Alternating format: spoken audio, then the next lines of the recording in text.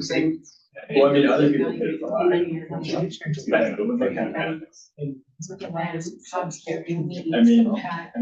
Oh, yes, mine is. I'm just Like, put it in front of the driveway. Sure. I don't mind reading all. Thank you. I started the job. We're on 80 hours. Yeah. We're good? All right. So today is, May 27th, 2025.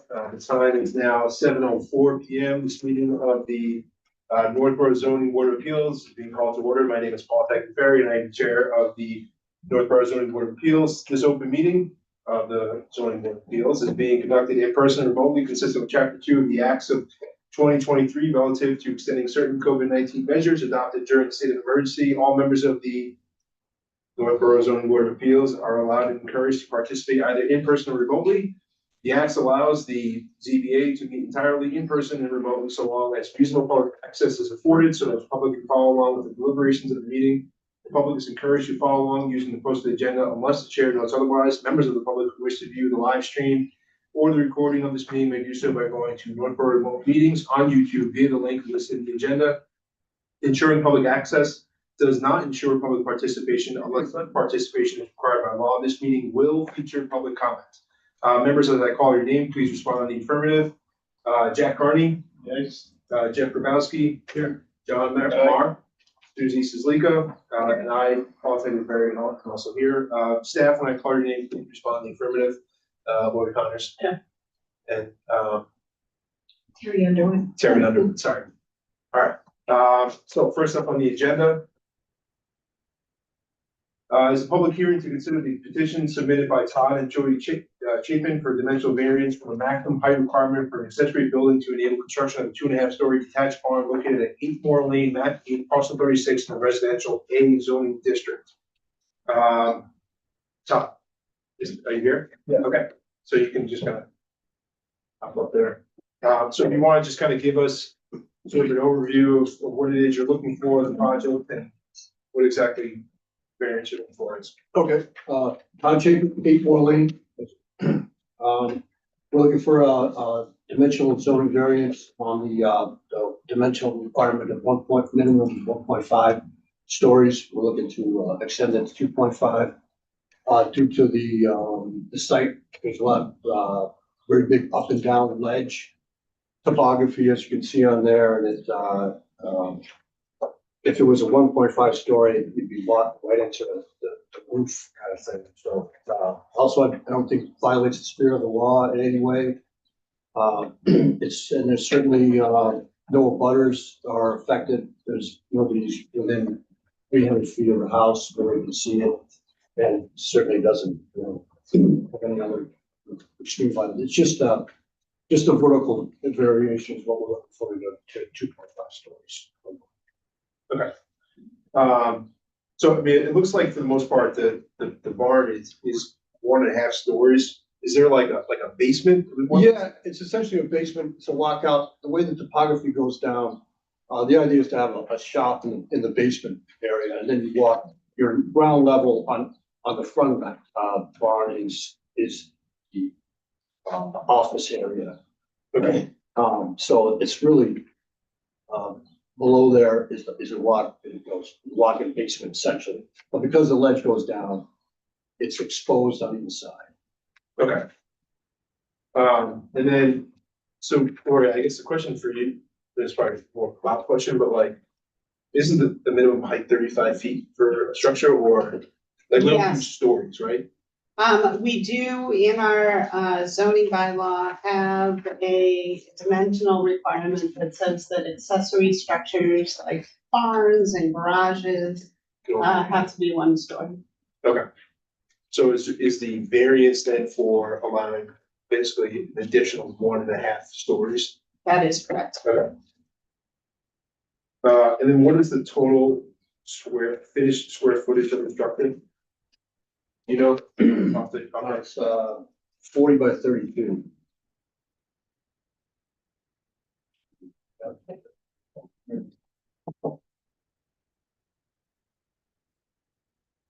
but it'll be essentially the basement, the first floor, and then the upstairs is just an attic. Yeah. Okay.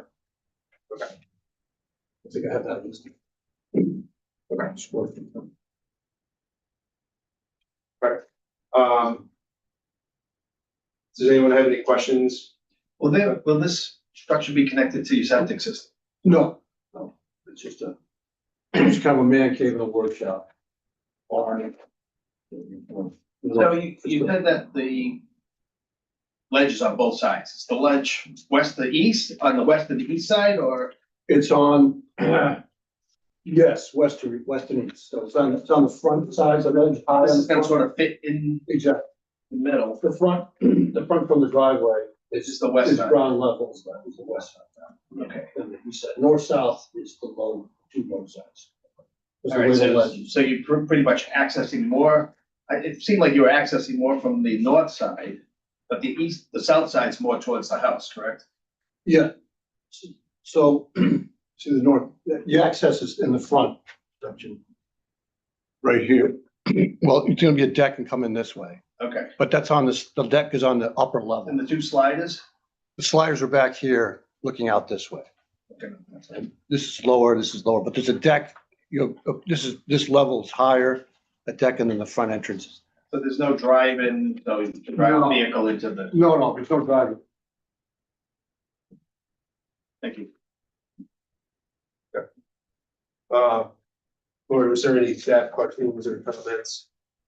We did receive an email, later today from the DPW, the assistant DPW director saying that he had no concerns, no issues. Okay. I did not, I visited the site, so he is correct in that he is very isolated, the parcel is very large. And it's accessed via a common driveway, isn't Yes. it? Yes. Right, so, Okay, and there would be setbacks, this is setback, right?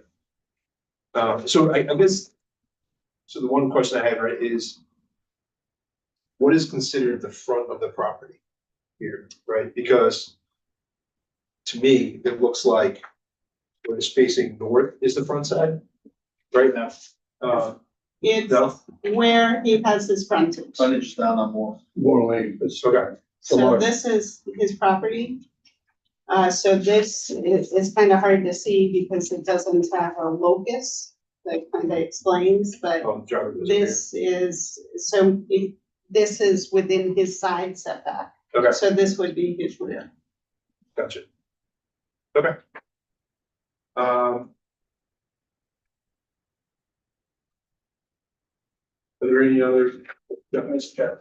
Was there any comments at all from the fire department or the EMTs as far as accessibility goes or anything along those lines? I received no feedback from the fire department.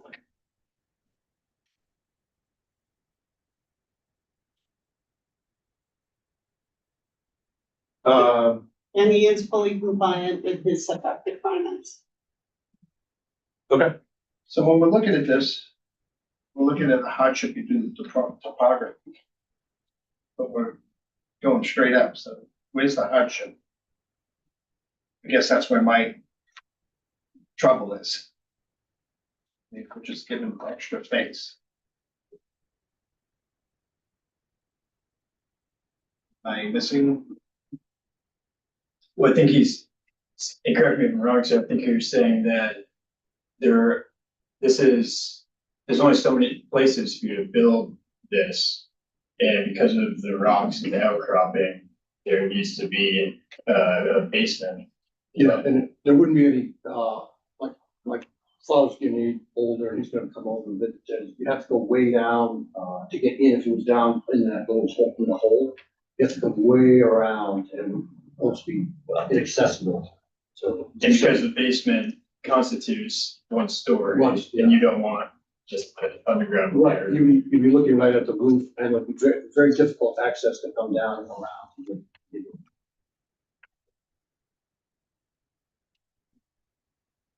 right, because is like the measuring point that like Bob would use the lowest or the average? Is there some, I mean, because when I look at this, right, from the rear raised elevation, it looks like a 1.5 story property. right? Now that there's stilts there, but like, I mean, there are points on either side where it is ground level. Yes, Is that right? on the front and the back, it's completely ground level. Right. So it drops down into a hole. So the definition for building height that's in the zoning is building height shall be measured as the vertical distance from the average finished grade at the perimeter of the building to the average height of the highest roof plane.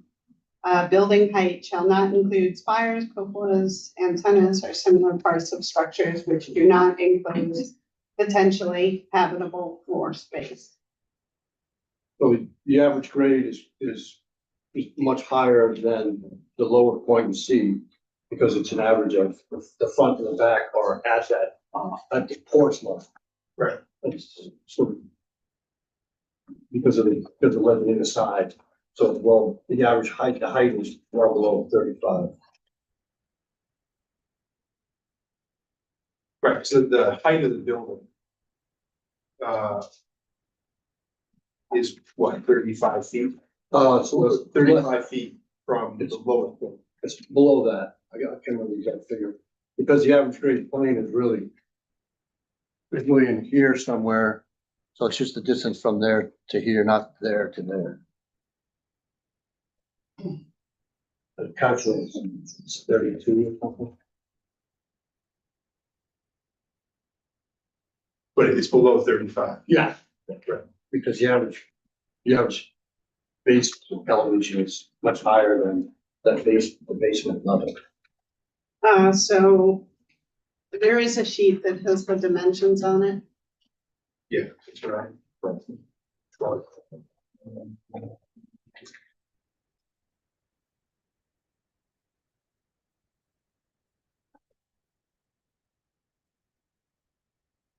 So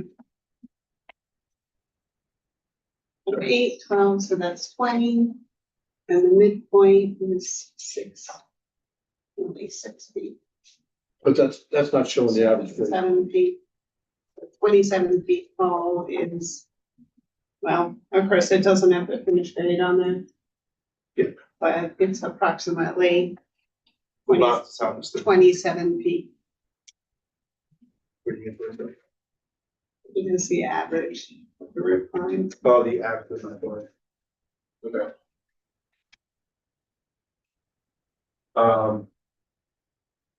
Does anyone else have any other questions or? Terry, are you able to see if there's anyone else in the meeting currently? Or if there's people?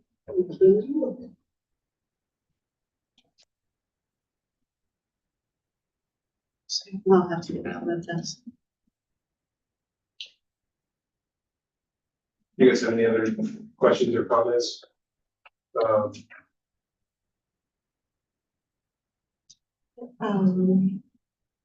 Leslie Harrison. Let's see.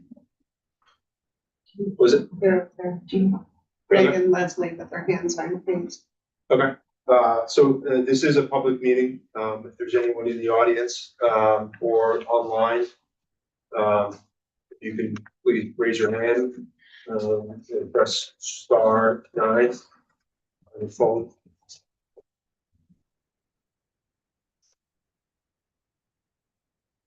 I'll wait for that.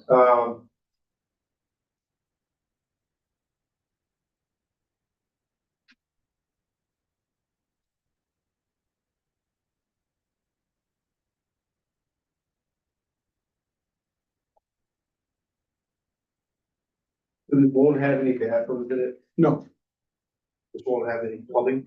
no. It should be a barn shop. Right, yeah.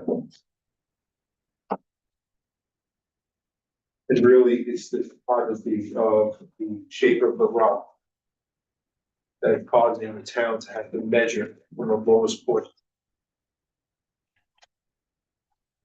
Right? All right. Any other questions? Let's go around. This is a public meeting. I don't know, Greg or Leslie, if there's anyone else in the audience that wants to make any comments, please raise your hand. Yes, Greg, if you can, we'll make you a panelist, and if you could just please state your name and your address for meeting minute purposes.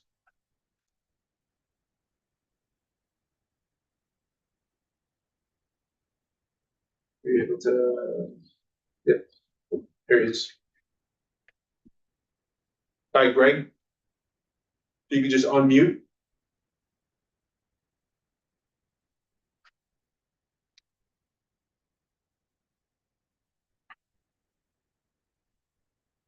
You're able to unmute it. No. Hey, sorry. Yeah, this is again Leslie. My laptop crapped out on me, so the two of us are here.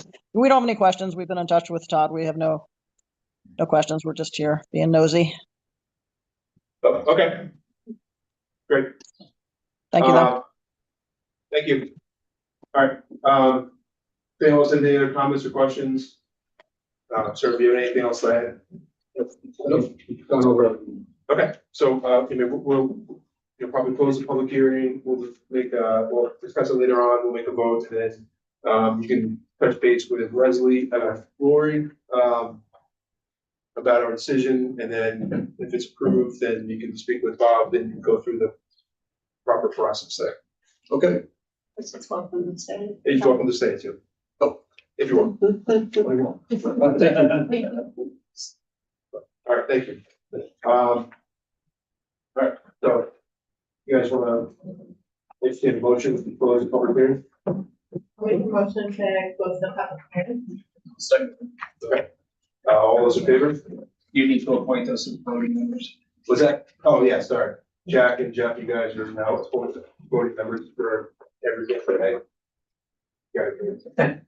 Congratulations. Yeah, sorry. You can save the celebration for afterwards. So all those in favor, to close the public hearing, for the first item.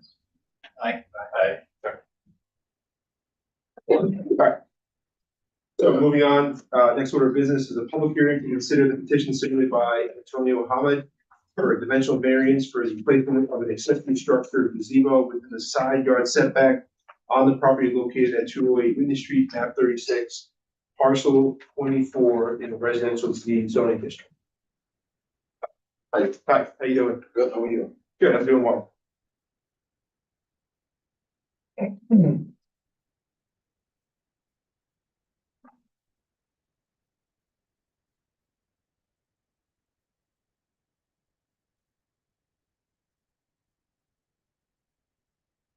So if you want to just kind of give us an overview of what it is you're looking for and kind of like how you got to this point. So I had, previously I had two sheds, where the gazebo existed now.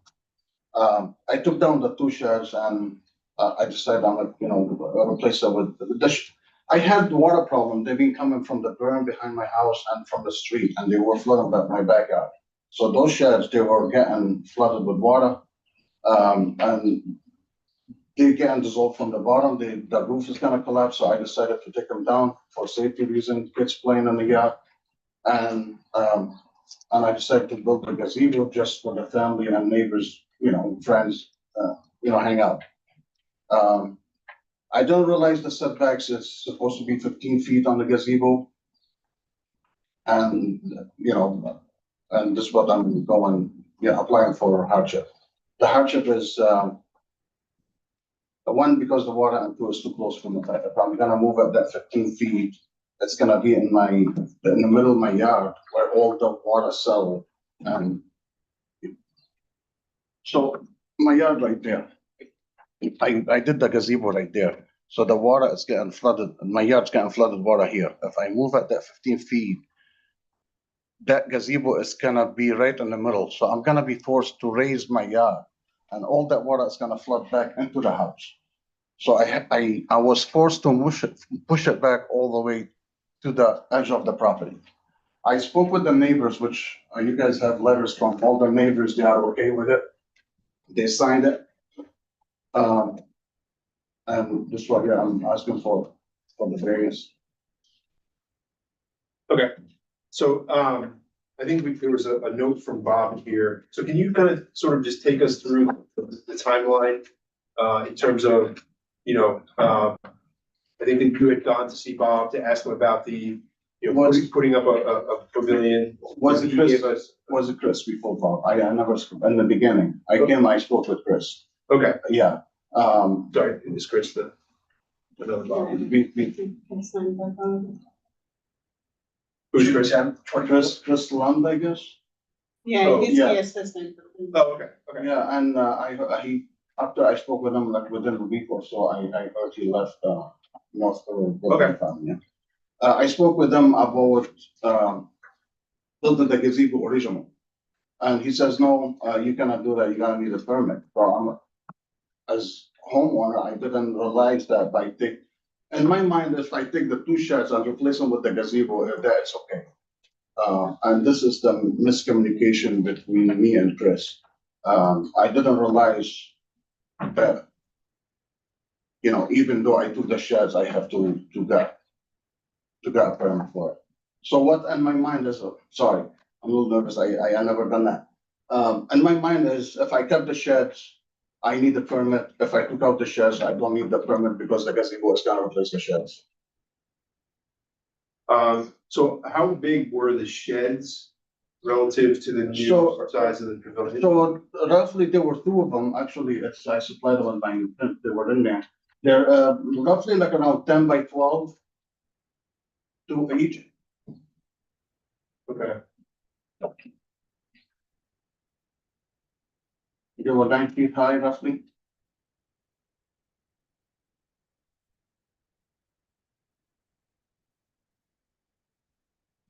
right, so, Lori, it's, was it 120 square feet? If it's under 120 square feet is when you don't need to, all you need to be is 5 feet off and you don't need to file a building permit, right? Correct.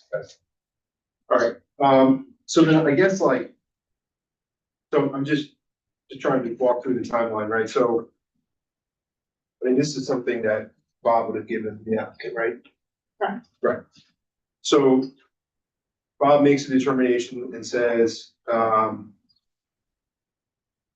of you need to have the permits and everything. So were the permits pulled, like how do we get from, say, June of 2024 to like here today, a year later? Okay, so I never pulled the permit because as I said, in my mind, I'm in the beginning, originally, I'm keeping the sheds, I'm just gonna set them away and build the gazebo. Yeah. So when I spoke with Chris, he says, no, you don't need a permit. So I left it as, okay, you know what, I will take the sheds down and instead of the sheds, I will have that gazebo with no walls, no windows, nothing, just roof on. So I never pulled the permit and I proceed with work and, So you mentioned the flooding component of it, right? Like, do you have gutters on the pavilion? Like, how do you sort of figure out like the? eventually eventually I will have gutters on the pavilion, yes, which I'm gonna have, gutters on. The flooding is coming from the street and from the berm, which I spoke with Scott before, like 3 years ago. And, he went and he looked at the yard. It's the pitch from the street. It's just, I have pictures. I'll supply you guys a picture. Actually, I can see it from here. So right there. And that is my backyard. I have a big tree right there. And it comes from the street and will flood the whole yard right there. All that's water and turn to ice. And because the berm too, all that berm flood down as well. Okay. So the gazebo is on that side. And my issue is if I move it to that side, it's gonna be right in the middle of the yard. So if I'm gonna be forced to raise it up, if I force to raise it up, all that water is gonna flood back into the house. Okay, so I guess then like, do you have plans to sort of like solve that problem then? The plan is, which I did. As I said, I spoke with Scott, so they had me sort of build a berm on the street. So that will divert the water a little bit, but I'm still getting water in there, but much better than before, but still it's flooding that back up. So what I did is, Trying to find that street picture, picture that shows that. Did you provide a I did, picture? Yeah. Of the berm? of the berm and of the street, the water coming from the street. I think, you see it right there. not the one underneath it, yeah. So Okay. that is the street and goes in full up between the houses there, like a sort of valley. And that will get filled and goes back all the way to the backyard. And that's originally how the sheds got damaged. But now with the new gazebo, we had to raise it a little bit.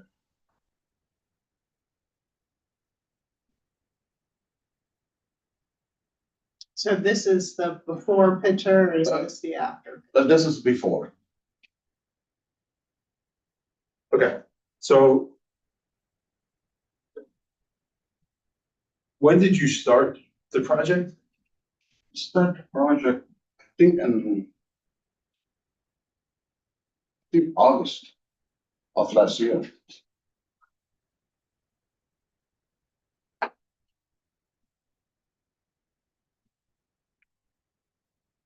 And then there was a complaint from a neighbor, or Bob received a letter.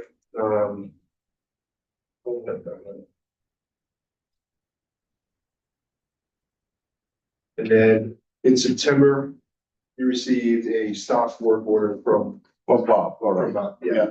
So he came out and kind of, and then, so is there any reason why there was like a delay until now, or? Just I was traveling and just on trying to write, I just stopped everything, the whole project. Okay. Yeah. Yes, Yes, I wanna make sure I'm correcting everything before I proceed with any of that. Just I wanna make sure it's 100%. okay, So, right, and I spoke with the neighbors, they signed the letter. I provided the letter, copies of the letters to from all the neighbors. There were like 12, 13 of them, I think. okay. So was there any work done between September of No. 2024 No. and today? That So was, when Bob went and looked, this is what it was. yes. The patio is, and that corner of the patio is finished a little bit. That's finished. Yeah. Nothing else done on. Okay. And so what you're looking for is a variance relief for the dimensional variance relief for side setback of how many feet? 10 feet. 10 feet? Correct. So have you gotten this project like site surveyed? Yes, which I already provided. Like and measured? Correct. That 10 feet is exactly what you need? Yeah, because, required by the town, right there actually, required by the town 15 feet, I'm away from the property line 5.2 inches. It's 9.8 feet, so Correct.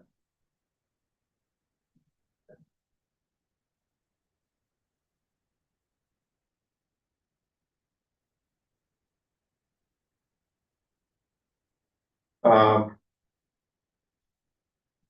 have there been any fines at all? No, No. no. Soon I spoke with Bob and he says, you need to go through the motion. I stopped everything. I'm like, you know what, I'm not here. Okay. I've been in town for over 20 years. I'm not here to do anything wrong. I'm like, I will Yeah. stop everything and I will correct everything before I do anything else on it. And that's why I'm in front of you. Okay. And Bob mentioned as well something, the septic system, there's a code in town, you cannot encroach, but you have to be away from the septic 20 feet, I think, or 25 feet. Which my septic system, I got the tank here and I got the leach field right there. So again, if I move it closer, that's gonna be within that.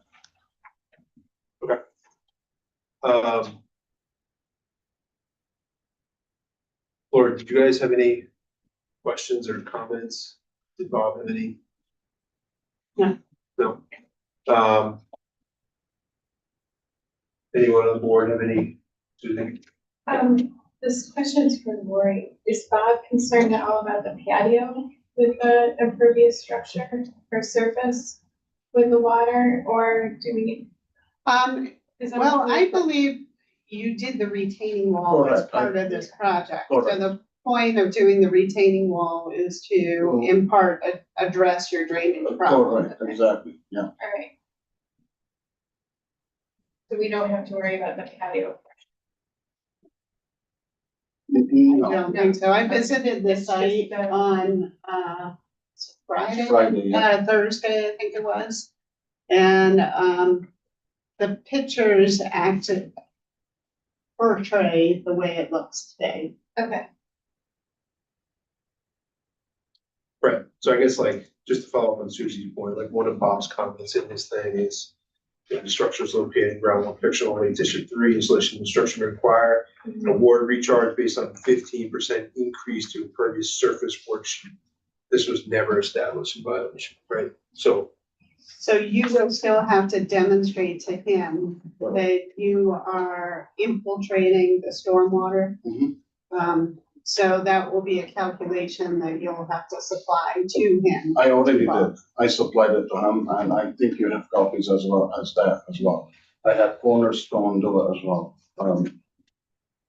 I didn't receive that. You then also probably Bob has it because I gave it to his office.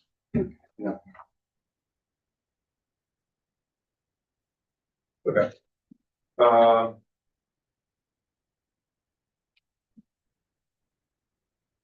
So does Bob have an official building permit?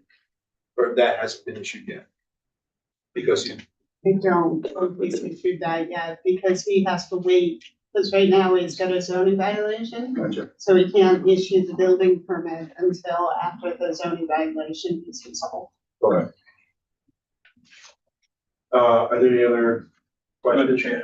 Yep. Yeah, go ahead. As I've stated previously, to this board, getting letters like this from the applicant with signatures on it, I give no weight to it. I don't know who signed this. They're for this, against this, so I don't like these. We shouldn't be looking at them as far as I'm concerned. If somebody has an issue, they should send something directly to us. But that's housekeeping. Second, we're looking at a 500-foot structure that's 5 feet next to the lot line with a little 3-foot fence next to it. The water's coming off this. It has to be going into his neighbor's yard. So I have some concern of the discharge now that he's encroaching upon his neighbor. Neighbor yard is higher than mine now. But the water has to still be hitting it, correct? It's not, it's draining right against the wall and going back into I don't see the wall. the retaining wall. Actually, it's, if you see the retaining wall going behind that structure. And There is a retaining wall. That's behind. behind it, but what's to the side? That wall comes all the way down? There is a retaining wall Next to that the, right goes next to it? alongside and behind, if Yeah, I the remember bench. correctly, it goes behind this Behind the curved bench, area, yeah. stops it out here. So how far away from the pergola is the retaining wall? it's on, It's right, maybe a It's foot that step from walk, this right? fence. I'll see if I can find a picture. Go down on that one. See on the left hand, up near the fence, midway in the picture, right Let there. me move this out of the way. There we go. Yeah, so this wall, I think let's that see wall, if the better one. The wall's gonna be more than 5 feet away, right? Well, it can't be more than 5 feet away. The 5 feet away is that measured from the posts there of the structure. See, you can see the wall a little bit better. So I mean, of course I didn't measure, but it looked to me like it was about a foot of grass in between this fence and this wall. Do we know where the fence sits on the property, or whose property? this is my property. I did the fence. So the site plan shows, I guess this is the wall. I thought I went a little bit further than that, but maybe not. So it's showing that the wall is on his property. And the fence is on the property line. Survey.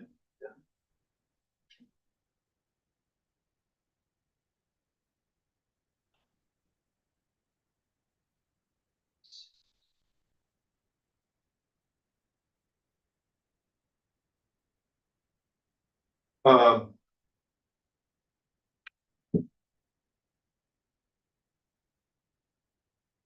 So Jack, your concern is with, like potentially flooding the neighbor's yard? Yeah, my concern was water coming off the roof going that way.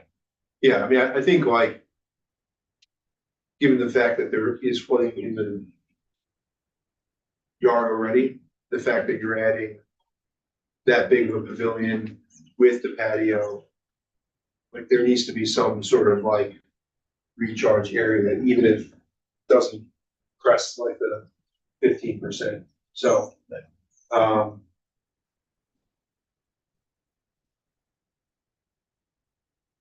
mean, there need to like, I guess the question is because, I mean, look, you could put this, I mean, look, there are reasons why setbacks exist and why everyone in town has to, abide by 15-foot setbacks. And to Jack's point, it's for issues where you have a structure that's, 15 feet away from your neighbor's yard, right? I mean, I think like there needs to be,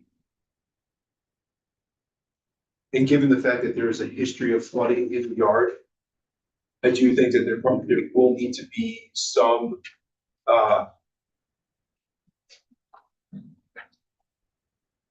demonstration of, flooding won't be an issue because, we have gutters and, I mean, you've already said you're gonna put gutters up. But like, from our perspective, like, okay, if you can figure out, problem solve, how best to reduce the impact of this large of an impervious surface, right, addition, this close to a neighbor's yard, like, that's how you can sort of like, get to a solution here, right? Does anyone else have any other, John? Do you want to go?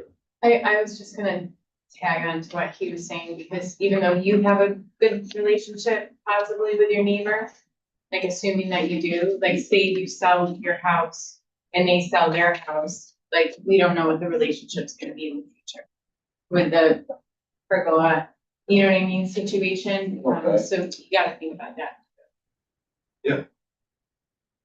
Can you walk through the timing of these pictures, by the way? Like, I'm trying to place the gazebo on picture 2. And I'm counting in like 5 fence posts to try to get a sense of where that is. And kind of the question is, why wouldn't you just move it towards the center of the yard? I mean, it doesn't look to me on this picture submitted that there's So much to- difference. You mean move it to the, Move it to the left, center of your yard. to I the have, left? yeah, I have that question, but then also, just from a timing perspective of when these pictures were taken to when the was built. Obviously, the pictures are taken beforehand. Before, yeah, the snow, the snow. As I said earlier, the reason I decided to move it to the way to the left because that water, if I'm gonna build it right there, I'm gonna have to raise it. And that is gonna force the water run back to my house because the house is in front of it. That's the only reason, one of the reason I moved it all the way to the left to be away from that water. And the second reason is I have that big tree right in the middle, and I have that leach field and a septic system To the right, to the right of it, yeah. right. So I'm gonna be close to that 30 feet they allow. So where is the pine, sorry, just to get a sense of relation, where's the pine tree? That pine is not, that pine is This actually, pine is gone. that pine, I'm sorry, can I? Yeah, sure. Yeah, well, yeah. I'd love it if you could pull up an aerial of the house like that before. That pine tree is gone. I already. You put that down. That is down. So if you look in there, it's roughly where the post of the gazebo, it's where that pine. is. Okay, This is the pine that was on that first picture. That's, It's on the neighbor's that's the property. pine, the neighbor property, yeah, that's different pine tree he's talking about. okay, that's a different pine tree. Correct. So all these pictures, were these pictures done as far as the flooding goes before that pine tree was taken out? Correct. We But have you're to, saying- because. But you're because- saying basically the topography here in this left corner where you built the gazebo with the patio Roughly, yes, where that swing set, has a different grade or there's different water flow coming off the berm there than versus the center of the property that is set back 15 more than. most of the water flow comes right in the middle. But it looks to me, I mean, your property line exceeds that flooding right there, right? I Correct. mean, it goes out past the American Correct, flag. correct, yeah. Okay. So what's in that fenced in area? That's my garden, Your garden? I don't my tomatoes. Yeah. Actually, me and neighbor, we plant over there. And Is that that's been still recently. standing? Yeah. So the retainer wall, we build it so we'll prevent all that water coming from the berm. So from that garden fence, which is like 7 feet, 6 feet, 6.5 feet. So this is that Oh, yeah, area right exactly, there. that's the garden. So now you have a new retaining wall that you Correct, to built, prevent so the water that to come from didn't exist in the first photo. So here's the photo we're looking Here before. at. So we- now there's a retaining wall here. So if you look at the water going all the way right there. And that's why we raised it this way, so it's the minimum area the water get into. And that's why we decided, no, So you actually lowered it, what, the garden? because now you have a retaining wall. Because, no, we cut it and we built a retainer wall. Okay, so right here, this is a slope right here? That, no, it's like, you got the retainer wall, it's back full. It wasn't slow, This used to be a slope. correct.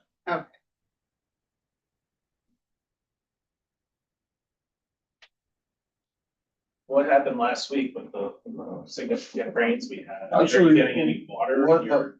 very minimum, just on that, on the right of it, where always that water settle. When I was there on Thursday, I did not see any water. Now it's And there past had the- been a significant amount. Yeah. It was Yeah. raining. that Yeah, day. yeah, it's drying so fast, if you, it's much better than before, let me say that.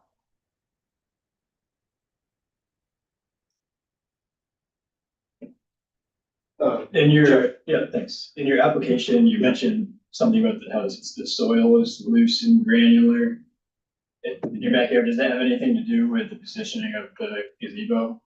Or the pergola? So, by looking at it, and I was talking to a friend of mine who does this stuff, this is one of the reasons too, it's better for the foundation. Moving it to drier. The drier area, correct.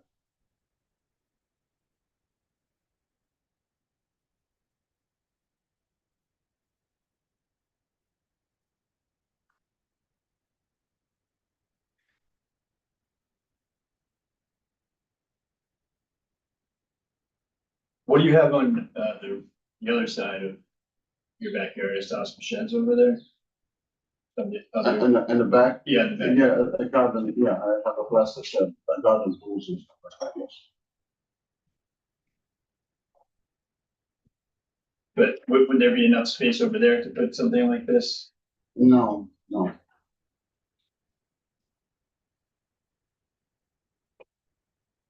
Yeah, those ones.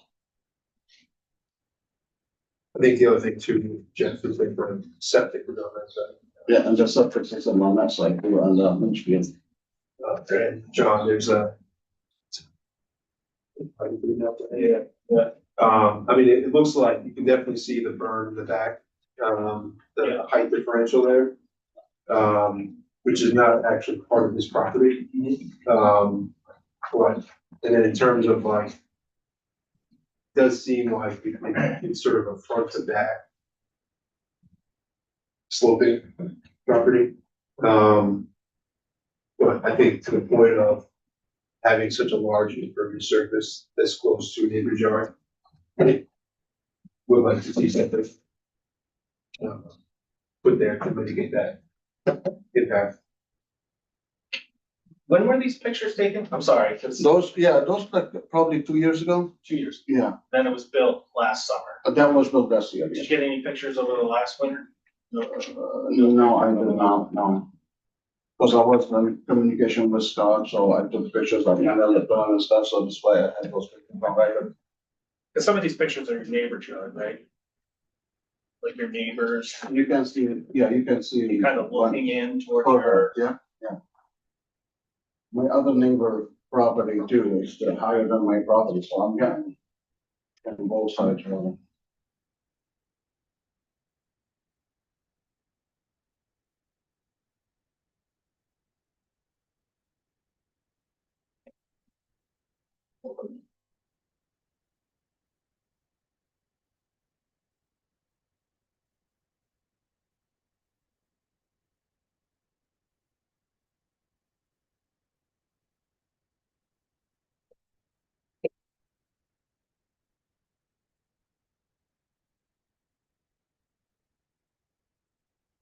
I guess there's.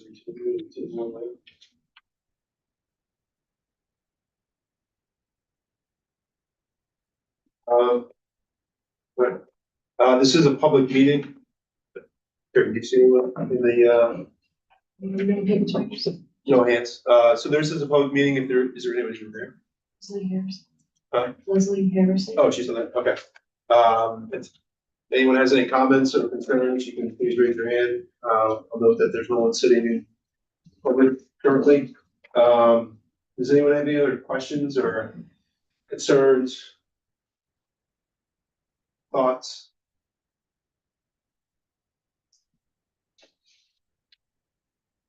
Jack, do you have anything? Well, my concern is you have such a large structure sitting right on the lot line. I respect the fact that the water reside has forced him to go that side. Yep. But he went from, sounded like 200 foot or 120 foot sheds, which is probably about 250 feet, double that to 500, plus a patio with a fireplace. Yep. It's all sitting right there.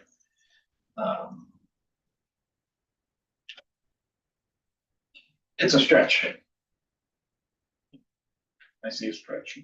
And the patio is not an issue, right? I mean, you could build a patio anywhere. Correct, he wouldn't need any You sort wouldn't need of, it. I'm just looking at the impervious surface Yeah, that he I created agree. of 500 feet. I do think the impervious Plus. surface is a concern of mine. But we can add conditions to try to mitigate some of that risk by sort of, you know, I mean, he still needs to file a building permit with Bob to get that, sort of go through that. So, I mean, I think that there are concerns with regards to the project there. We can try to mitigate some of that risk. what is used in the joints of the pavers? I don't know what they use, to be honest with you. It's It looks like my, it might be some sort of pervious, it's not concrete. no, not concrete, yeah. Like sand or something.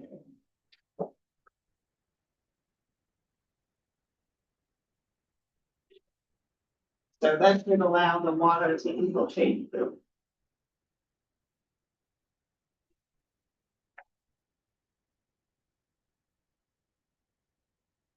All right. Does anyone have anything to look at, any new information? I mean, Bob is not here, but does anyone have any other questions for the applicants or for staff? While the public meeting is open.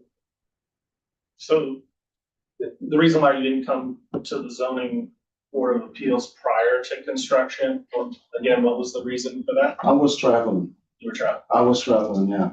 And that's why I put hold on everything and, yeah, I've been in and out. Yeah, so.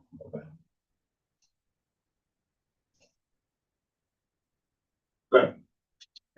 And as far as the water, you know, as I said, I won't do anything, you know, gutters, anything to solve that water issue.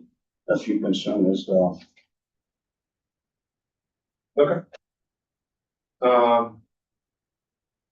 Anyone else? No. All right. Anyone have any other questions or comments, any concerns? No, I'll entertain a motion to close the public hearing. Make a motion to close the public hearing. Jeff Kowalski and Jack Carney will be voting members for this case as well. We might make a motion, seconded by John. All those in favor to close the public hearing? Aye. All right, thank you very much. thank you. All right. Yes.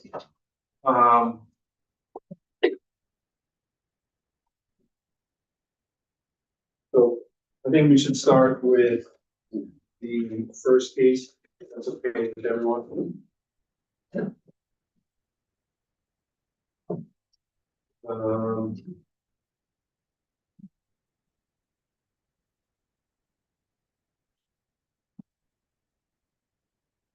Do you have an extra decision for 208?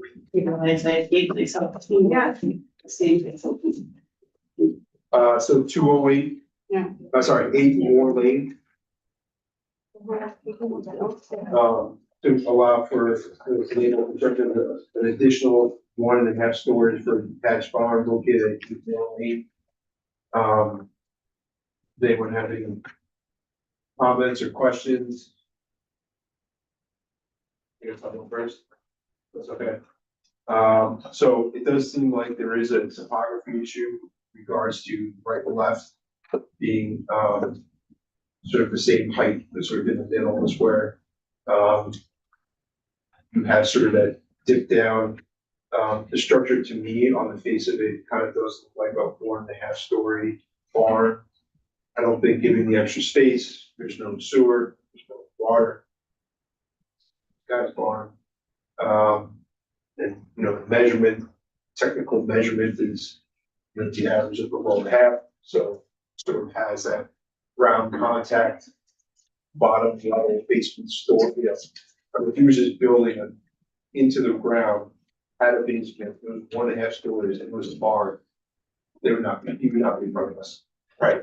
But the fact that there is sort of that, I think it's a 7 or 8 foot, you know, dip in the rock, that it's sort of technically counted as an additional story. So, I don't have an issue, you know, this applicant, the extra story. I don't think that's a question. Yeah, I mean, like, as long as there's not a safety issue with it, and the applicant talked about it's not gonna be having any plumbing. I guess it's gonna have utilities and electric, but it doesn't look like there's gonna be any plumbing with it to make it actually dwelling, or chance to make it a dwelling. I don't think that's an issue. Well, at some point in time, if somebody decides they wanna make it an accessory. Yeah. And now you're at 1,280 foot floor versus the acceptable 900. They would have to come back to us. Correct.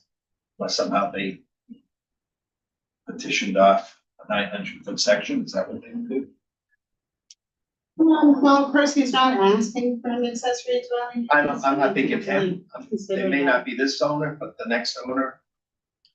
Yeah, if they wanted to convert it, then they would have to come to the ZBA for a variance. It would be a pre-existing structure, so it wouldn't be to construct new. And then you could consider it at that time. So all we're here for essentially is variance from the height restriction. It's an So an accessory accessory structure. structure, right, so it's not a living unit. Correct, if they meet the maximum height requirement for the district. It's just the provision in the dimensional requirements that says that an accessory structure can have no more than 1 story. Right, so that was the question I had originally was, so the maximum height in residential zone is 35 feet, right? So this, the average height of this was 27. 27, yeah, great change. So it's literally like, because they count that basement as a story because of the. Yeah, and then the half story is an attic. And I mean, I don't think granting this variance would, you know, go against the intent of the bylaw, which I think is probably mostly, you know, with neighbors, in mind. Can't really think of another reason. I mean, apparently there's not any neighbors within it. It's a 6+ acre lot. Yeah. But I mean, it's a pond and it's the terrain is very unstable. Yeah. Very shifting, you go up and down. Yeah. All over on that piece of property. I mean, if he got like yards filled, just filled in like, it didn't count as a story, like, you know, we could build, right, like, that sort of thing. But, okay, anyone else have any other comments? So the language specifically that he's asking for relief from is accessory buildings for non-residential uses that are related to uses permitted in residential districts and not more than 1 story in height are permitted on the same lot, provided they meet the front, side, and rear setback requirements of this chapter. So, this is like a workshop. So it's not, they're not living in the structure, which is the issue. Okay. So the variance that we are granting is for, relief of a 1.5 stories. Okay. So. Anyone put any other questions or comments? I think Jim, the only reason that you wanted. Is that, here. Thank you. Nice mention. I vote against that. Full female here. Okay, so, I'll let you, a motion. Not making a motion. And if you could, in your motion, specify, what is the cause? So I had put in number 11 of the draft decision that it was relating to the shape, topography, and soil conditions of the lot. If you don't agree with that, if all 3, then if you could just specify in your motion what one you agree with, and then I'll modify that. Yeah, I think, I would say topography, soil conditions. Yeah, probably, sure, probably it's under. Yeah. Yeah. Okay. John, you wanna give it a run? Yeah, make a motion to, vote. I don't know, actually, I don't have the script. I'm sorry, I I didn't make make a a motion. motion for you. Not make motions. Space about that. I may make a motion to approve or the dimensional variance for the placement of the accessory structure by exceeding the maximum height requirement for an accessory building on the property located at 8 Moore Lane, map 8, parcel 36, residential A zoning district of 1.5 story. I'll second that. Is that good, Laurie? If you could specify, subject to condition, findings of facts 1 through 13. Subject to findings of fact 1 through 13. As presented. So Jack made a motion and John seconded. I'll second that. All right. All those in favor? Aye.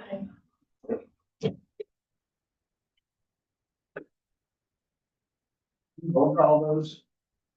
You don't have to, because you're all present. ask. I think on Zoom, dude. Or, that's what we're. Yeah, if, 1 person on the board is sitting at home, then you would have to go 1 by 1, but because you're all present here, you don't, just to show hands.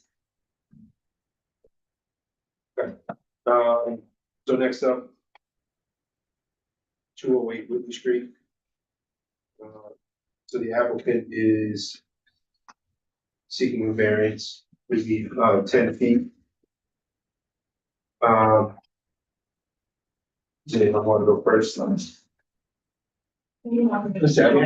if you want.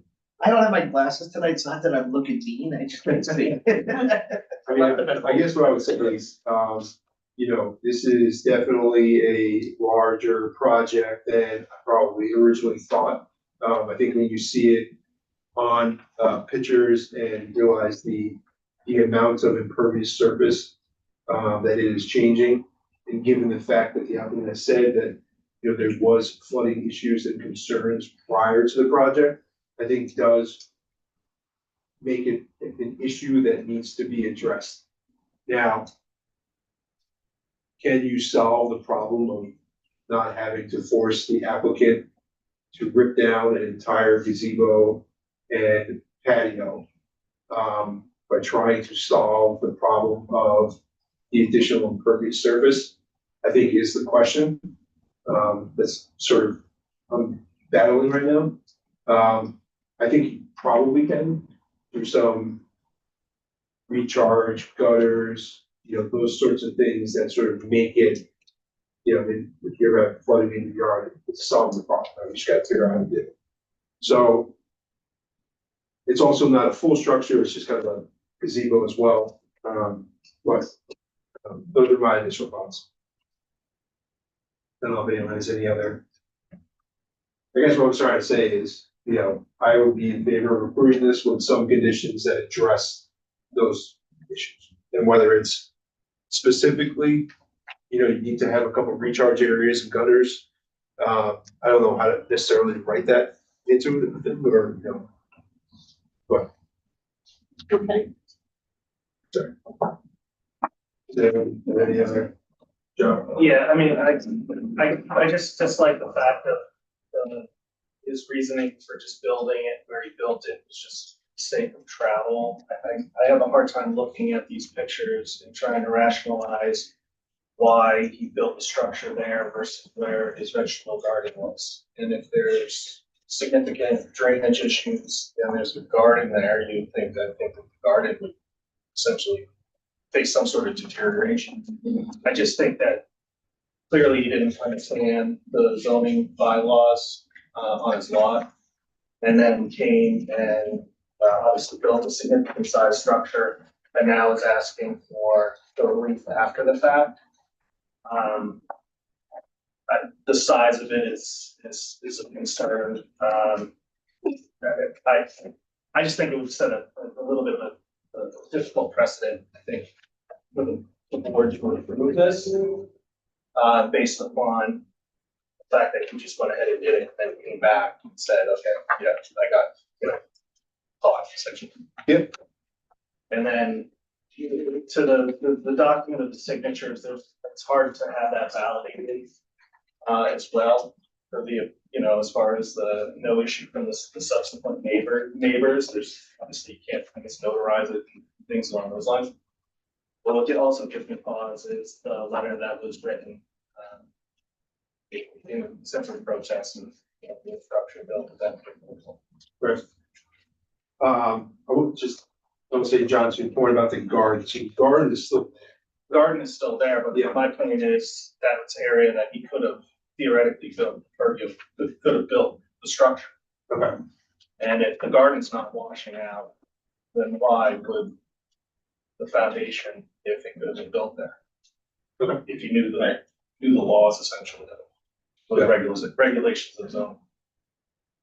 Move the pergola back up to that Yeah. side, or not on. I mean, I can understand why he wants to be on the left, because the right-hand side has the septic.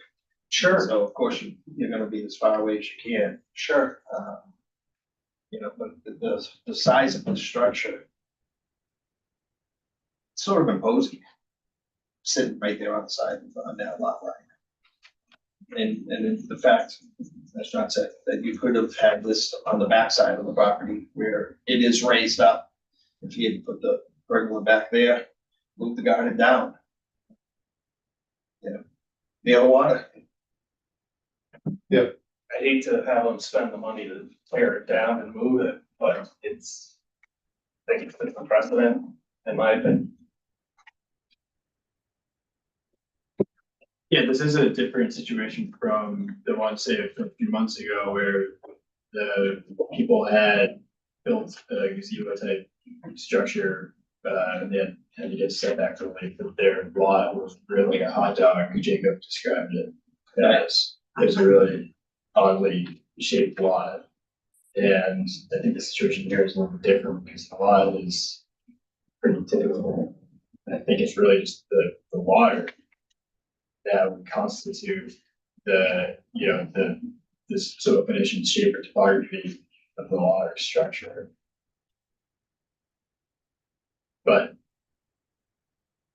I am nervous about granting a variance like this, where it might set a precedent for people to come and say, all right, well, I'm running out of space in my lot to build stuff. And so now it can only go this way, but really, when you bought the lot, it's, that's what you know, what you're buying, you know?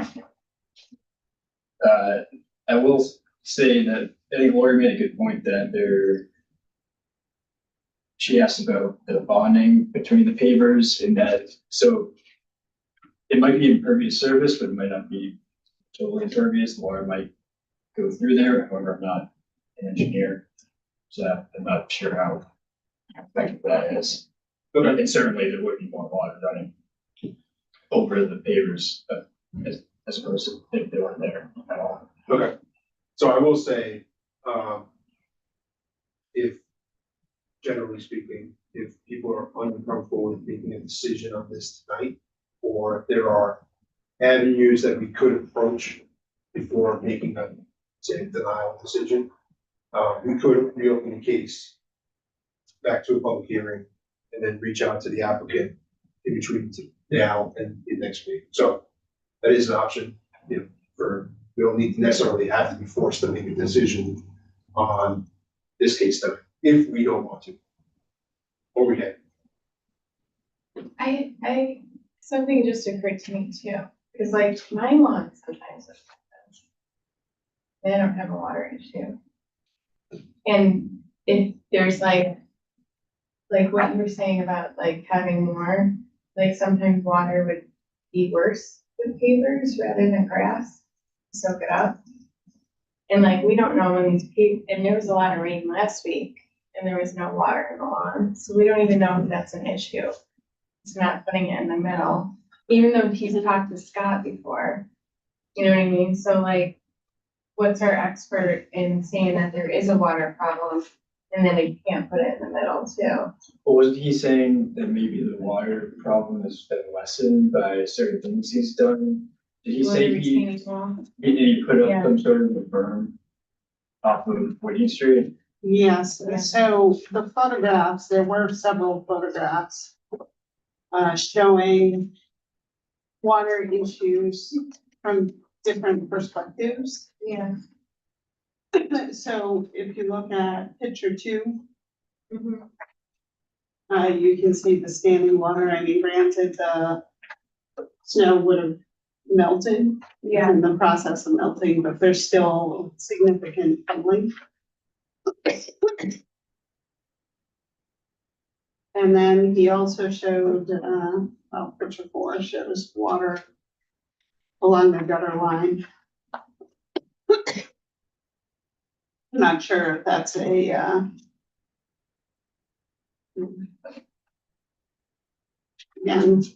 water along the gutter line. Doesn't really show the water going into the backyard at that point. Picture 5 is the side yard. We have This picture? Yes, Oh, yeah. I think that's the front yard. That's just looking at his neighbor's house, right? Because we don't have any recent pictures. The same, if it could be moved to the middle too.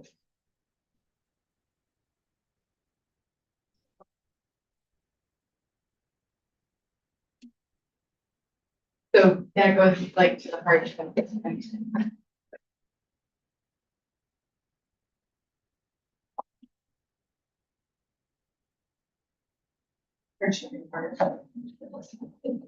So right now, when you go out there, you see like his whole yard is disturbed.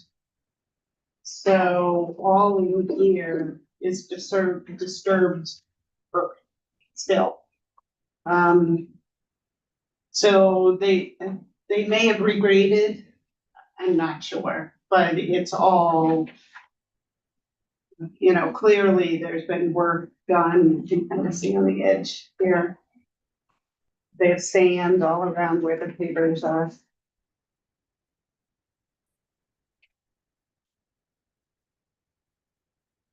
Unfortunately, the ortho photos aren't that recent, so that won't help.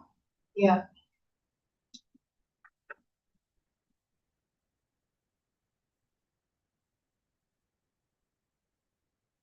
his neighbor one of the people that signed? Yes. Yeah, immediately over there. I will say there's been no opposition Right. tonight. Yeah, I mean, I think like this, so like the size of the structure, right? Shifted over 10 feet, doesn't come in front of us, requires a building permit. It is a big structure, a patio, retaining wall, 3 feet, that doesn't require even a building permit, right? Okay. Yeah, I mean, really, I think the thing for me is the, obviously the setback, right? That's why he's in front of us. And I do think the flooding is a concern. You know. But to John's point, like, yeah, I mean, I agree that, you know, sometimes better to ask for forgiveness, right? We're more knowledgeable than the average person in town, in zoning, Sure, in yeah, town. But we just drive up Whitney, just happen to look over to your right, and you see that, and you're like, wow. I mean, it's imposing. To the fact that before it ever came before us, I looked it up. Because I'm like, you can't have that sitting there, it's just, yeah, to me, it just it knocked me off. My wife was like, what are you talking about? You know, so I mean, so in my mind, it's always been to me that I'd seen this previously, and so that shouldn't be like that. Especially the size of it, I mean, he went from the 2 sheds to. Yeah. He doubled it. yeah. I mean, you know, look, the reason why there's 2 sheds, and they're both 10 by 12. Is because if it's under 120 square feet, you don't gotta do anything, right? Like. So. I can see the calculus, so I'm just gonna make, you know, we'll go from 240, 400, so.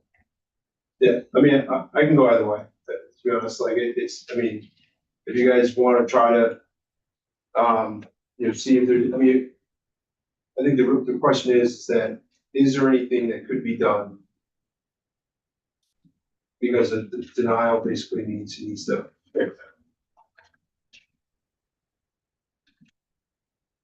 I think probably provide some more evidence that there's no further water issues with with it being there right now, and or propose some sort of mitigation measures, like in more definitive. That's what you wanna see him propose it, or do you want to just like, Well, I guess we could. I mean, I think what would be helpful for me and for us, from what I've been hearing though, is some more up to date, some more detailed information. okay. All right, so I mean, look, if we can always ask, right? And say that, you know, we're struggling with sort of coming to a consensus, right? We can take a straw poll if you guys want, whatever, I mean, I think Johnny, are you leaning towards? I struggle with the fact even with any sort of remediation plan or any sort of plan to alter the flow of the water, what is that gonna do? They're not tied into the sewer, right? With the septic, so where are you actually gonna put this water? I'm shocked that he's not getting it in his house with the runoff from the gradient change, but, you know, I struggle with the fact of like, okay, where do you draw the line, you know, Sure. and if this was something where he came to us beforehand and said there was X, Y, and Z of where it had to be here, okay, I'd be willing to listen. Yeah, I just think there's a reason for regulations for the zoning, and I just think that he could explore other parts on his property for construction. I mean, look, you cut it in half and then go 10 feet inward. Yeah, I hate for him to spend the extra money. I hope that he can be able to preserve parts of the structure and theoretically lift and move portions of it. I don't know, but, I just think it gets into a slippery slope, no pun intended, with any kind of ownership change with the neighbor. Yeah. Okay. Yeah, I mean, I think, yeah, I'm not a. Yeah, I assume lifting and moving it is definitely an option, right? Yeah, like simple roads. Was that? Yeah, it's like roadblocks, you just. Yeah. Just get a couple guys. That'll be what we do. All right.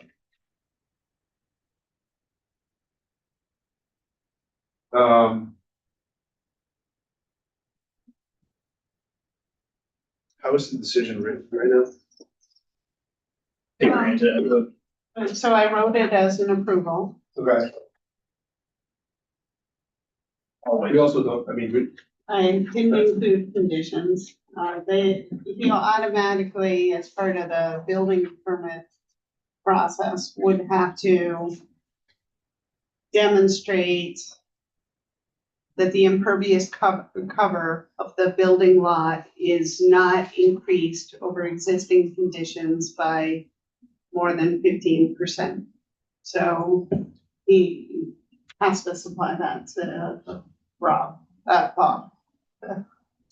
okay.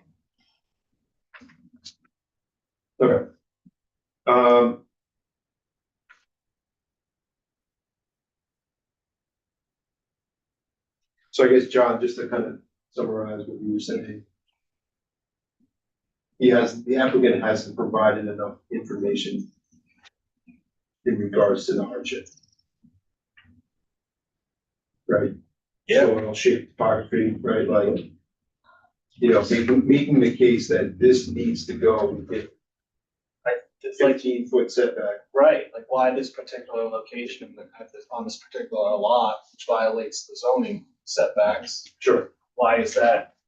How is this spot different or considered not a hard, it's considered a hardship here at this particular location, but why isn't it 15 feet towards the middle of this lot? I mean, and we shouldn't forget, before he even built it, he was in here talking to Chris Lund. Yeah. Like fully admitted, he was like in the zoning, the building office, Yeah, I mean, I think So- that's a good point. he was in here. I don't think there was a really sufficient answer with regards to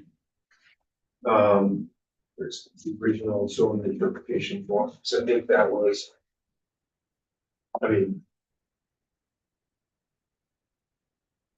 Yeah. we're just insert form. Right.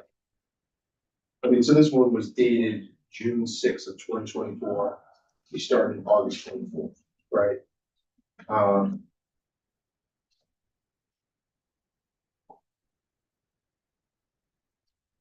And so, you know, just looking at Bob's sheet here, right? Yeah. It's got the applicant's name. I assume that this is his email address, right? Interested in a patio gazebo, post setback gazebo is 20 by 20, which that's what it is, right? It's bigger than that. Bigger than that, right?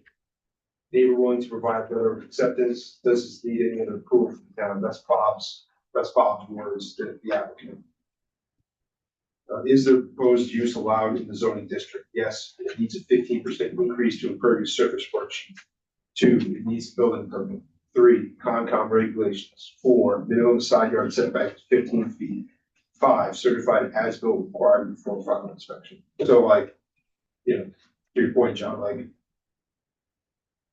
the applicant got everything he needed in June of 2024, right? To sort of be like, okay, I need 15 feet setback, need a building permit. Assume the building permit was never pulled prior to the start of the project.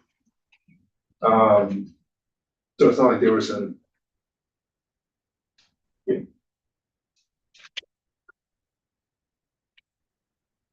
so yeah, I mean,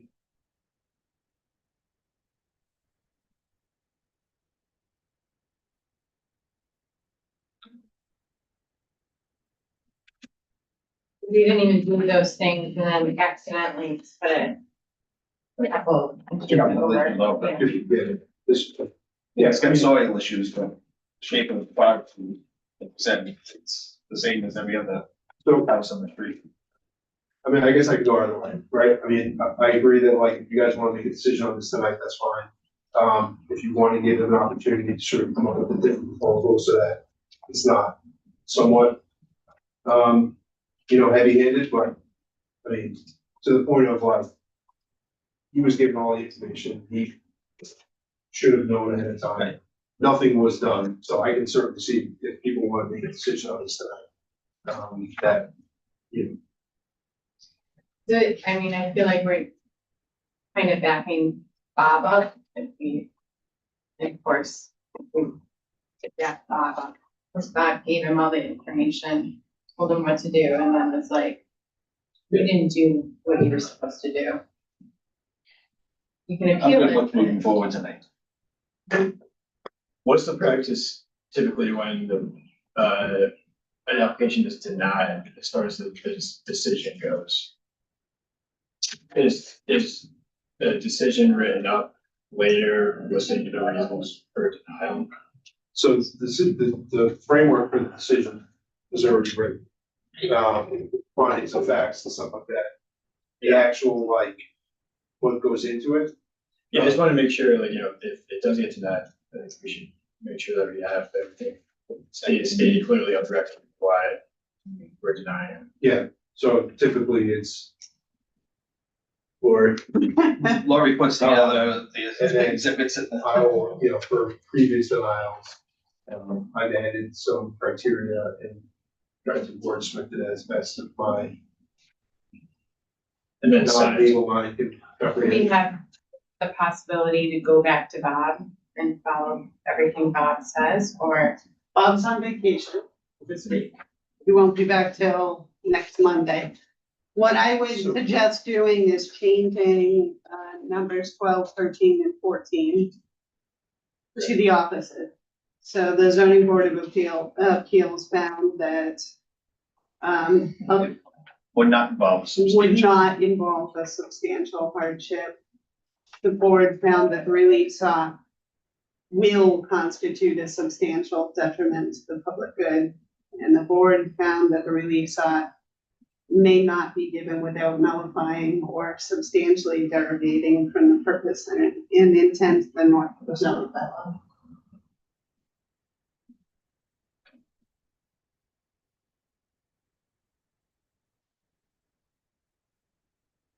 So then the motion would be framed as a positive.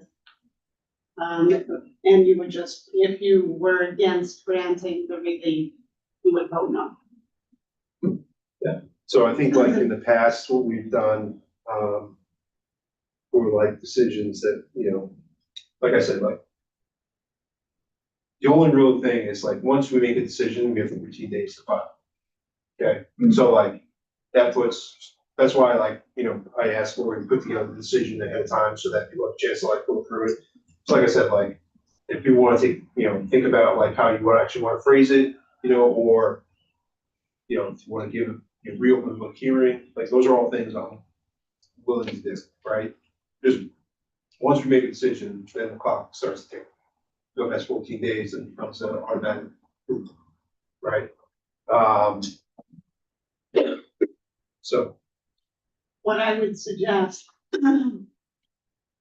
is if you vote tonight, then I can modify the decision, I can send it to all of you to review, then you respond to me only with your comments, so maybe give you a week to do that.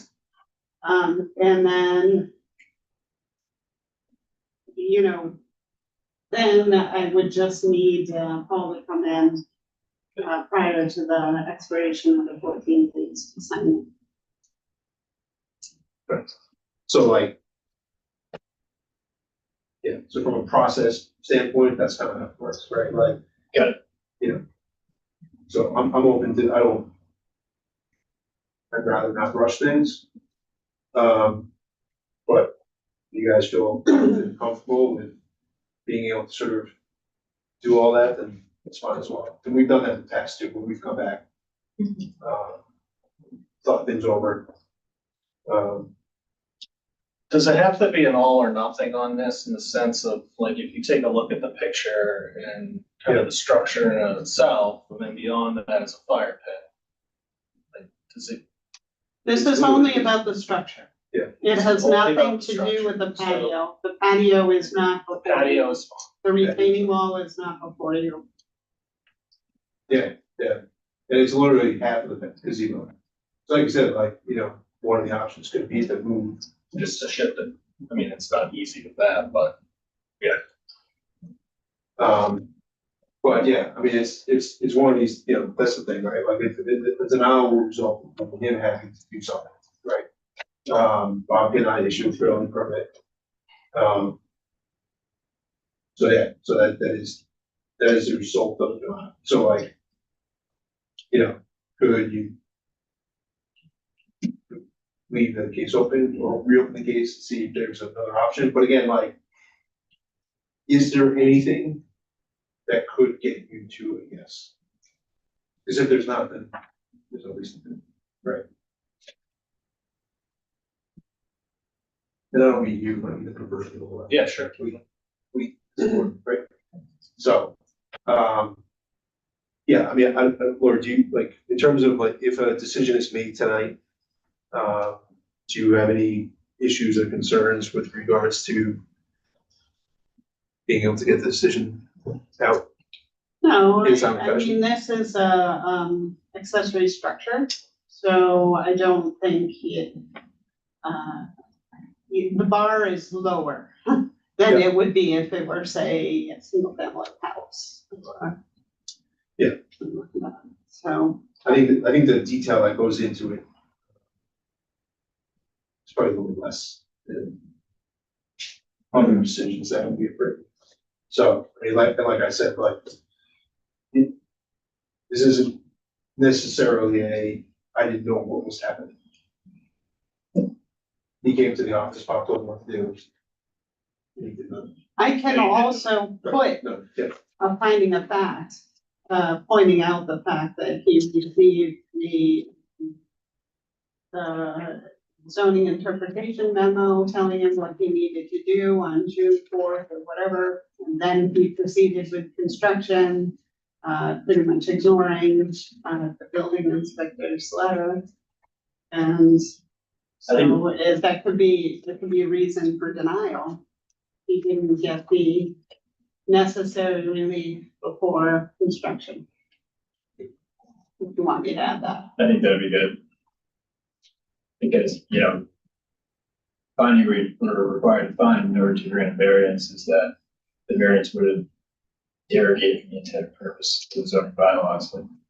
But it seems like granting a variance for something to basically allow somebody to just ignore our town inspector and not go through the proper procedure, certainly go against the intent of the bylaws. So the applicant has not paid any fines. Is that right? Is he said to owe any fines? I am not aware that any times he said that he has not paid any fines.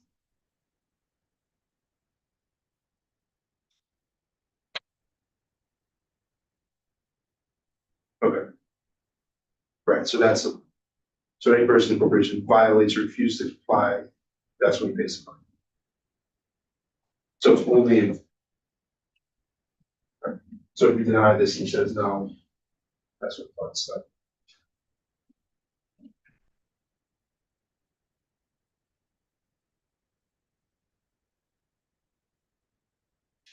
Right, so then the other thing is, like, if you want to move it 8 feet, you need 2 feet.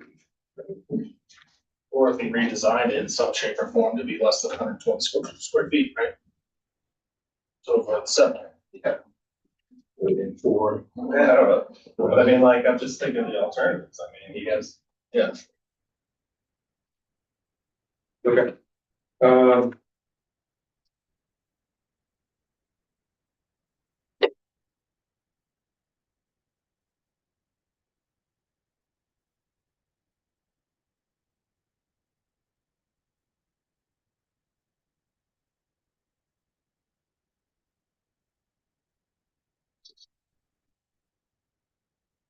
So the stop work order was September 2020. Yeah, so I have that already identified as number 8. So what I can do is add another bullet before that. Identifying the zoning interpretation letter and then the start construction.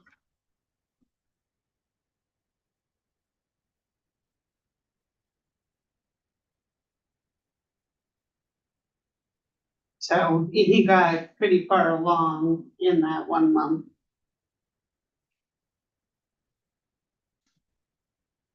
You got pretty far. Because the stop work order is September 11, 2024. Okay, So the zoning interpretation letter with June 24, he says he started construction in August, stop work order September 11, 2024.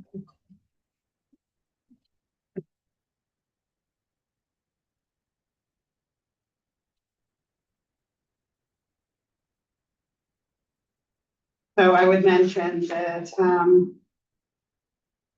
when in the bullet where I talk about the zoning interpretation memo. Yeah. I would state that, the applicant was notified of the need to apply for a building permit and comply with the 15-foot side setback requirement as well as the impervious surface calculation.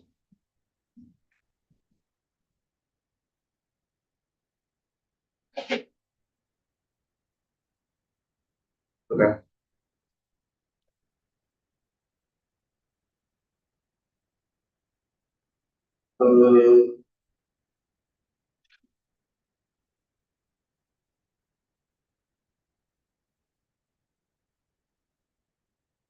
Do we need to say that or just a big key?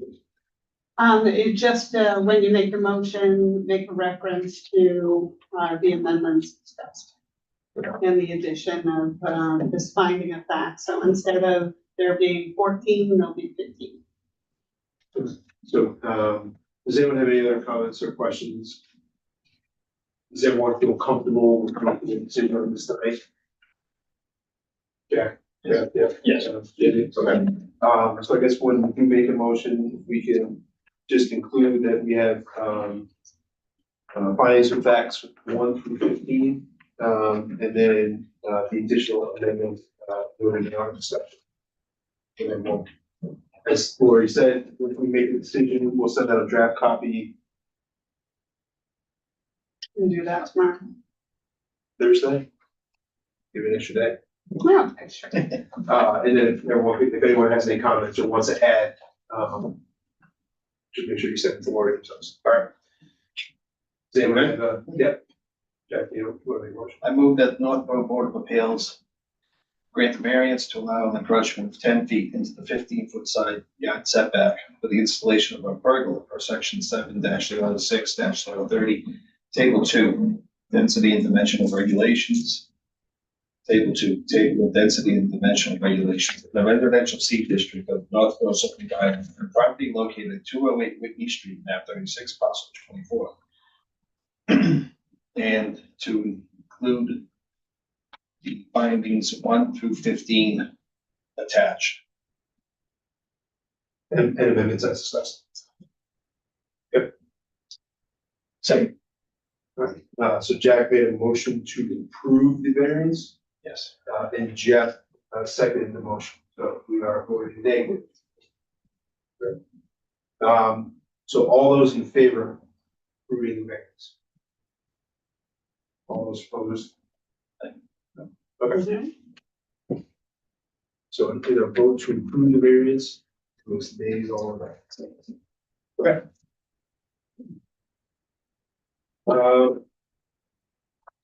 So reorganization, I was hoping Brad would be here for the reorganization, so typically what we have done in the past.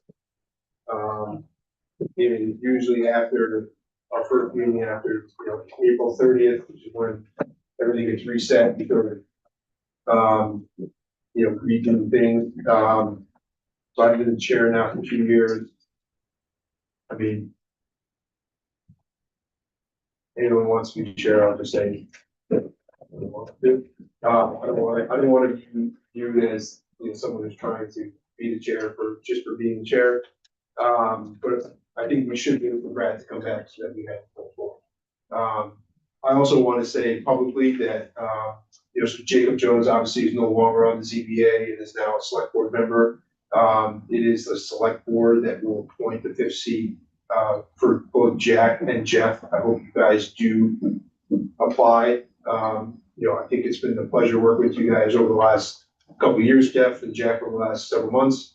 But I do hope that you guys apply to become a full-time member. I think you are well deserved in that regard. So appreciate everything you guys have done and given to this board. So, but it's not my decision.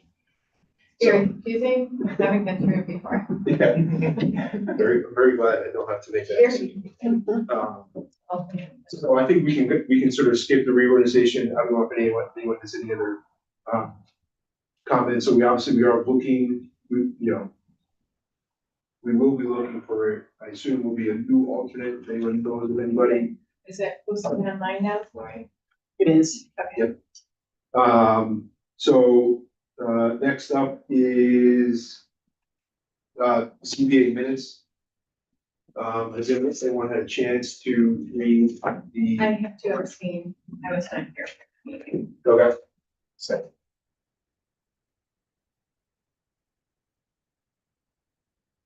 You will with me?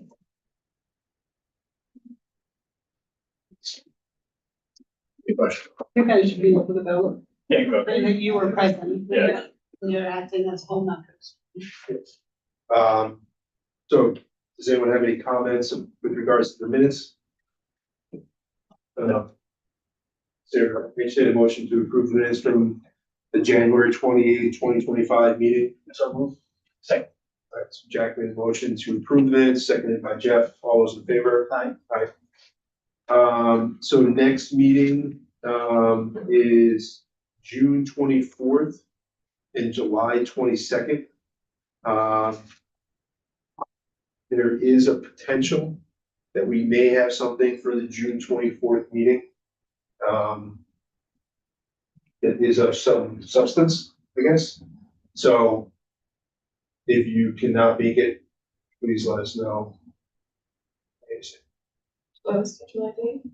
July 22nd. Is that the one that's material or significant, July 22nd or June 24th? June 24th, potentially. I have a conflict on June 24th, but So you folks know I am on vacation that week, so I will not be able to attend. I did send an email to Bob to see if he could fill in for me, but of course he's on vacation this week, so he's not gonna get back to me until Monday. So I will most likely have to advertise that public hearing. So it is possible you may not have me or Bob. So you folks, may be flying solo that night? do we have to have it on Tuesdays? Not necessarily if you wanted to bump it to the following week. Has the application been filed already? It has not. So we're right now. So they wanted to see if it would be possible to have it on that night. The answer could be no. It's up to you folks. Wow. So Roll the dice. I don't know if I would be that. So the deadline, and the reason why is the deadline for filing was today, and I have not received that application Okay. today. I was gonna say. So then they would normally be pushed to the July meeting anyway.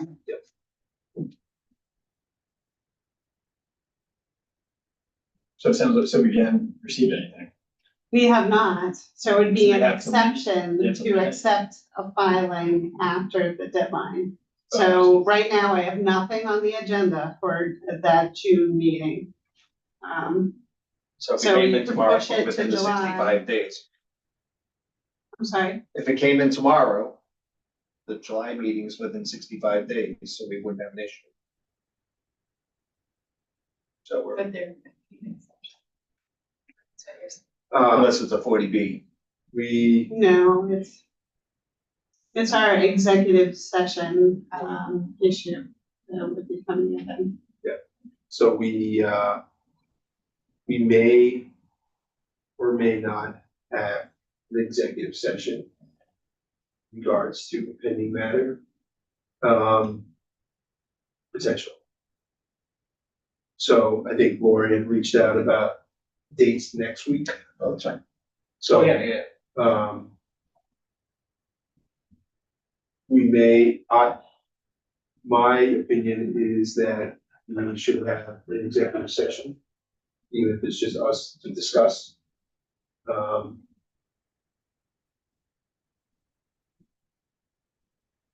The issue. The only one who didn't respond was Brad. So everybody else said that they were available on, So Monday. If June 24th does not work for people, that's fine. We just- I think he told me he was available, okay? Because he asked me if we had a date set, and he said he was good on Monday. Oh, But he okay. asked me if I knew when the next meeting was. Okay. All right, yeah, he was the one that I was waiting to hear from to finalize. So Yeah. if he's good on Monday, then we'll just pull the trigger on Monday. It would be early, I think, it's the time that I had set, I think it was. You had said 4 o'clock? Yep. Yeah, For was it next, 4 on June 2nd, which is next Monday. Monday? Yeah, just I ping can do him, next Monday. ping If you him to guys make next Monday sure. at 4, it'll be a hybrid, I mean, Zoom. Yeah. So that we're not like, going in person. It'll be, should be a quick meeting. Ping him to make sure, but I'm pretty sure he's available. We were trying to figure out if we were playing each other tonight. Oh. So yeah, so I guess more information.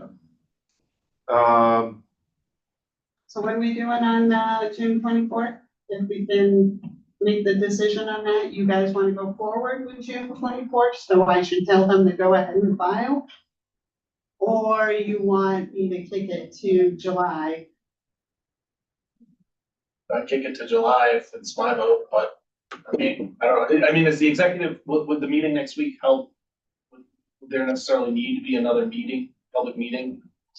The executive session will hammer out all the stuff, all But, the open details. but this, But if there are people that can't make it, then this meeting on June 24th would be a public hearing to consider a new application. So the application, like I said, has not yet been filed. Which could potentially be carried over, continued until July That was due to 22nd. I need to know because I, as soon as that application is filed, I would pretty much have to immediately advertise. Yeah. So I want to make sure that, I know whether I'm advertising for June or whether I'm advertising for July. So I think the thing, June 24th, at least the way I look at the calendar, is you have, if you can't do June 24th, because there's not enough time between now and then, the next week is July 4th week, so I feel like that's probably the worst week. And then it's the week after July 4th. And then even those days are, we don't know if you have like a room, right? Like, is it planning board, is that what they meet to? So, planning board meets, of course, we're doing summer schedule, but we're not ironing that out Oh, until the next week week's before. meeting, so it's either July 1st or July, what is it, 16th, The June Right. 24th is relying on a couple things. So, 15th?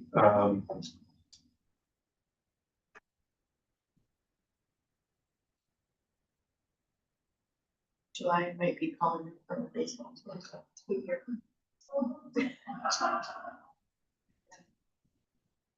Minivan, of course, minivan. so I guess the thing is, if Lori says, can you be at this time? the answer- June I'll be here, yeah, for sure. Cool. And so next Monday, we have an executive session, so I'm sorry, I didn't hear the definitive response. Is it June or July that I'm advertising for? So you want Either to, you want to say yes to allow July. it to go forward in June or no? If we It's can up have, to you. if we can have a meeting in June. I would June. prefer to have a meeting in June.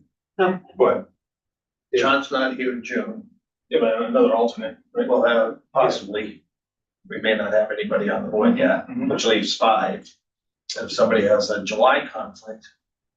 Yep. That would down to 4, so potentially. potentially, if, I mean, it could happen any. yeah, so if John misses a meeting, and there's no decision made, you have the Mullen rule in effect, so we can watch the meeting, sign a, it's an affidavit saying you watch the meeting, and then become a voting member. So I think the purpose of the June meeting is sort of to, and again, I think my thought process, without actually going into specifics, not having Lori, potentially not having Bob, is that right? Is that we would be kicking off public hearing in that meeting without actually most likely Deliberating. So at least we can get the ball rolling, because again, the calendar start getting summer schedule-ish, so, that's my thought on that. Okay. So, John, if you're not there for that, and we're not deliberating or making decisions, you can go back and And then just do it the next day. Watch the watch the meeting, and then you say, I watched the meeting. Yeah. And then if we have to meet again, whatever, figure out July's. So, Okay, I will let them know. Thank you. all right. There you go. Okay. Grand announcement, I'm making the first announcement Hold here. on, sorry, now we get to any business. So Okay, summer, can I announce the summer concert series? this is legally. So much more important than any other. So June 29th, we have Disco Lemonade, which Northborough Dad is the drummer, and we're very excited. July 13th, Playing Dead is coming back. Coming with that head. And then July 27th, we have Houston Bernard, which is a country singer, he's one of the summer stages this weekend at the Gillette for Post Malone. And he's in New Hampshire, one of the opening stages for the Zach Brown Band. He's an up and comer, so we're very, very excited about this. And then August 10th, we will have the School of Rock Showcase. So all different performers, and we're pretty excited, all different ages, and they're gonna put together performers from very little, from their school. So you'll see it on social media and our website tonight after this meeting. For my chairship. So I don't wanna be chair, Paul, that's what I'm saying. Okay. Okay. Thank you for the update. Thank you. Does anyone have anything else to discuss? No, Lori, Get the motion to adjourn? And second, all those in favor? Aye. Terry, thank you very much. thank you. Thank you, Terry.